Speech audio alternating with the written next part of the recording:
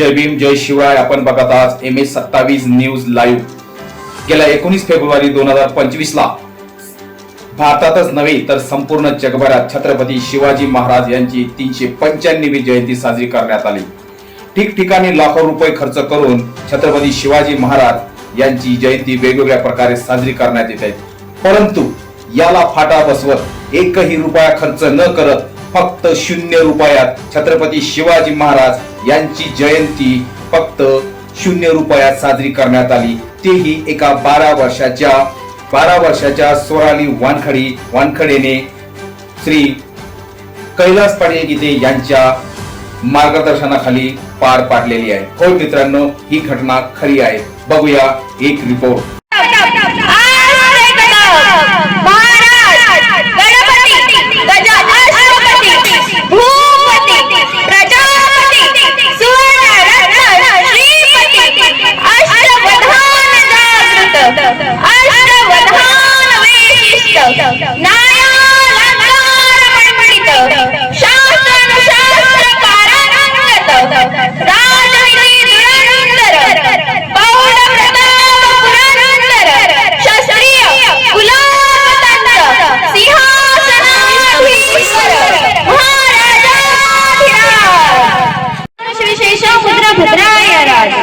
जिथे शिवभक्त उभे राहतात तिथे बंद पडते भल्या भल्यांची मती.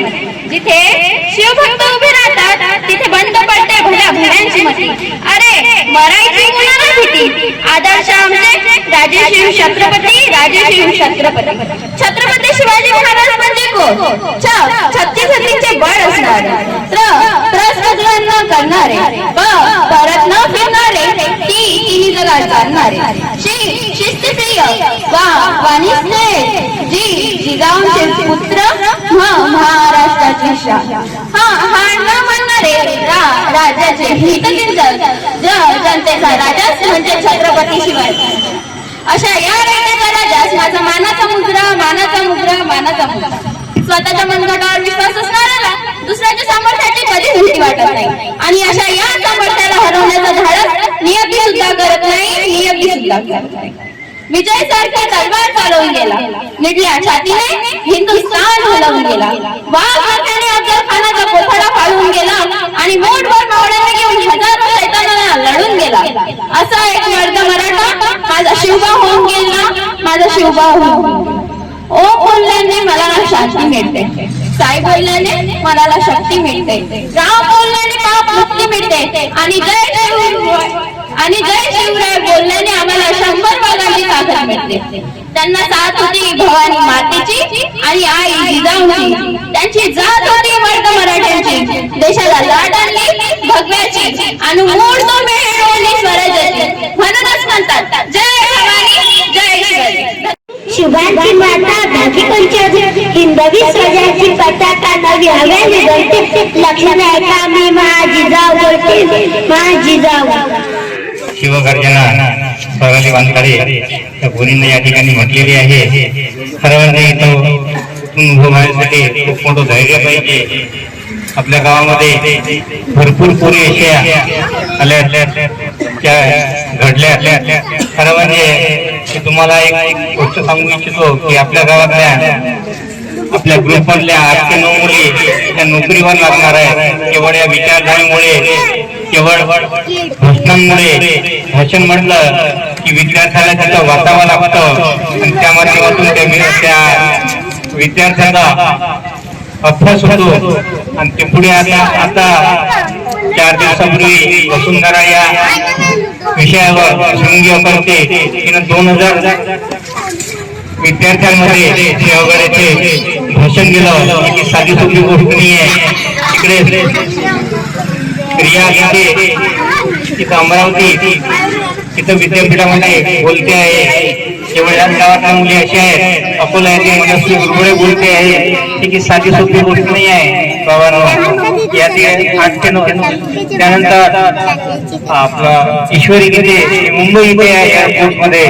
जे माझ्या हाताखालच्या जेवढ्या काही पुरी होत्या त्या सर्वच्या सर्व पुरी 8-9 पुरी त्यापैकी गौरी गीते व्हिडिओकॉन कंपनीमध्ये लागलेली आहे. पण आहे तर सर्वच्या सर्व पुरी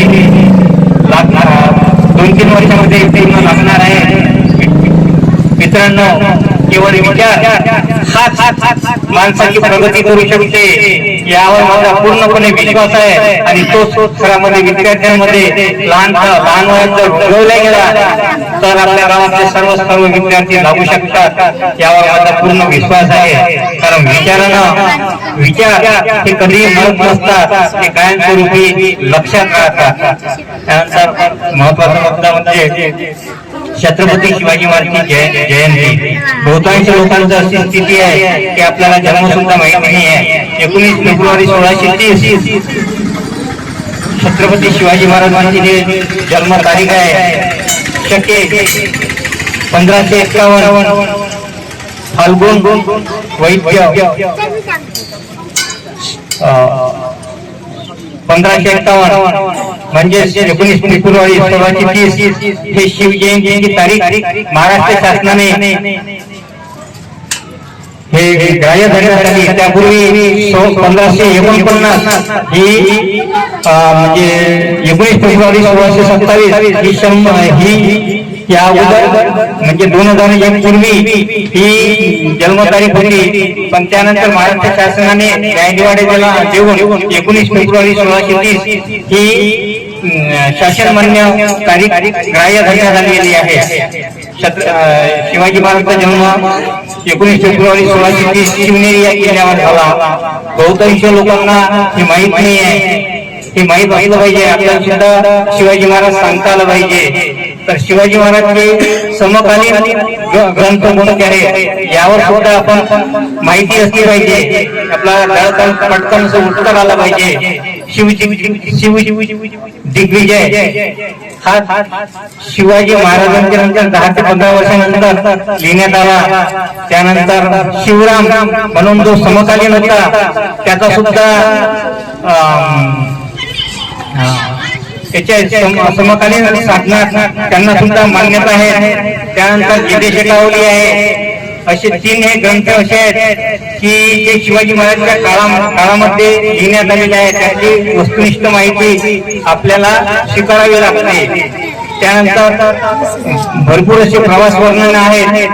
जॉन फायर हा फ्रेंच अधिकारी यानं सुद्धा आपल्या नोंदी लिहून ठेवलेल्या आहेत. त्या आधारे आपण समकालीन सहसाधनाच्या आधारे आपण ती माहिती ग्राह्य धरण्यात येते. त्यानंतर सगळ्यात महत्वाची गोष्ट सांगू इच्छितो की छत्रपती शिवाजी महाराज त्यांचं शिवचरित्र जर आपण पाहिलं तर आपल्या पुढे येते पहिल्यांदा जावडीचे चंद्रराव मोरे म्हणजे स्वकीय होते. स्वकीयांविरुद्ध पहिला लढा देणारा राजा म्हणजे शिवाजी महाराज. जावडी जिंकली. त्यानंतर आपल्याला असं लक्षात येते की शिवाजी महाराज दुसरा तरी हे पाहिलं होतं प्रतापगडाच्या पायथ्याशी राजारामाचा जन्म हा पालथा जन्माला आला. भटजी म्हणाले अपशकुन झाला.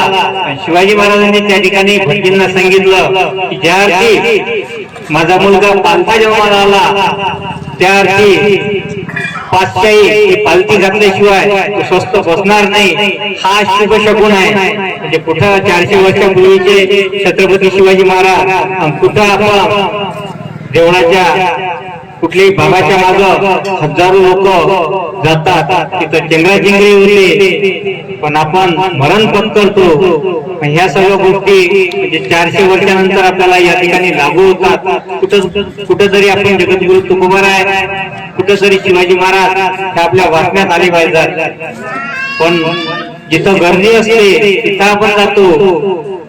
मित्रांनो, कुठेही जायच्या अगोदर पहिल्यांदा आपल्या डोक्यात आपला असा एक विचार आला पाहिजे की तिथून आपण शिकून काय घेऊन येऊ शकतो. हे सगळ्यात महत्वाचं आहे. तिथं जाणं म्हणजे आपण कशासाठी चाललो हे तर एवढं तर माहिती पाहिजे. पण आज विज्ञान युग आहे. या ठिकाणी माझ्या हाती माईक आहे, पॅन्ट आहे, शर्ट आहे, हे सर्व विज्ञानानं आणलेलं आहे. मोबाईल आहे, इलेक्ट्रॉनिक्स वस्तू ज्या काही आहे विज्ञानानं आपली प्रगती झाली आहे. कुणी बुवा बापू बुकू सुकू मामा यांच्याने ही प्रगती झालेली आहे हे आपण या ठिकाणी समजून घेतलं पाहिजे. जिजाऊ साहेबांनी वैज्ञानिक दृष्टिकोन ठेवून शिवाजी महाराजांना राजकारणाचे धडे दिले म्हणून शिवाजी महाराज अजिंक्य राहिले हे आपण या ठिकाणी समजून घेतलं पाहिजे. शिवजयंती साजरी करत असताना अनेक असे गुण आहेत की त्याचं आपण नियोजन केलं तर आपण एक आदर्श पुरुष म्हणून घडू शकतो. महिलांचा मान सन्मान असेल किंवा त्या काळामध्ये जे मावळे होते त्यांनी जो सन्मान दिला तो या ठिकाणी सगळ्यात महत्वाचा आहे. माणसानं माणसाचा सन्मान केला पाहिजे हे सुद्धा शिकवण शिवशिवरात्रीतून आपल्याला मिळते. शिवाजी महाराजांना वेळेचा सदुपयोग केला म्हणून ते अजिंक्य ठरले. आपण सुद्धा आपल्या जीवनामध्ये वेळेचा सदुपयोग केला आपण सुद्धा अशक्य गोष्टी ह्या शक्य करू शकतो. यानंतर कार्यक्रमाला आपण सर्व जण जमले. शिवजयंती बहुजनवादी शिवजयंती महोत्सवातर्फे सर्वांचे आभार आणि हा कार्यक्रम संपला असं मी जाहीर करतो. त्याचप्रमाणे संपूर्ण गावकरी लोकांना मिळून छत्रपती शिवाजी महाराज यांच्या जयंती निमित्त एकूण 3 दिवसीय कार्यक्रम घेण्यात आला होता. पहिल्या दिवशी टाकाऊपासून टिकाऊ वस्तू बनवणे, त्यानंतर वेगवेगळ्या डिशेस बनवणे आणि दुसऱ्या दिवशी दमदमादम स्पर्धेचं आयोजन करण्यात आलं होतं. आणि 19 फेब्रुवारीला भव्य दिव्य अशी रॅली काढण्यात आली होती. या 3 दिवसीय कार्यक्रमाचं संपूर्ण चित्रीकरण आपल्याला बघायचं असल्यास आमच्या या चॅनलला लाईक करा, शेअर करा, सबस्क्राईब करा, जेणेकरून पुढील बातमी आपल्या मोबाईलवर थेट आपल्याला मिळेल. धन्यवाद.